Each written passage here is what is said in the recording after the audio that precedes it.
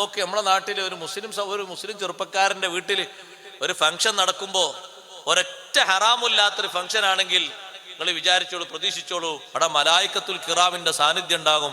എല്ലാ സംഗതികളും മഖ്ബൂലായിരിക്കും. 10 ലക്ഷം ആളുകളൊന്നും വേണ്ട, 1000 ആളുകൾക്ക് ഭക്ഷണം കൊടുത്ത് സൽക്കരിച്ചിട്ടുണ്ടെങ്കിൽ ആ 1000 ആൾക്കും ഭക്ഷണം കൊടുത്തതിന്റെ കൂലി അല്ലാഹു തആല തരും. ഒരൊറ്റ ഹറാമ് കല്യാണവുമായിട്ടോ സൽക്കാരവുമായോ ബന്ധപ്പെട്ടവിടെ നടന്നോ, 10,000 പേർക്ക് നിങ്ങൾ ഭക്ഷണം കൊടുത്താലും, അതിൽ സാദാത്തുക്കൾ വന്ന് ഭക്ഷണം കഴിച്ചാലും, ഉലമാ വന്ന് ഭക്ഷണം കഴിച്ചാലും, ഒരൊറ്റ ധാന്യത്തിന്റെ കൂലി പോലും അള്ളാഹു നിങ്ങൾക്ക് തരില്ല. ഒരാശങ്കയും വേണ്ട വിഷയത്തിൽ. നിങ്ങളെപ്പോലെ പങ്ങന്മാരെ കല്യാണം ഞാനും നടത്തിയിട്ടുണ്ട്. ഹറാം പറഞ്ഞ ഒരു വിഷയമില്ലാതെയാണ് നടത്തിയത്.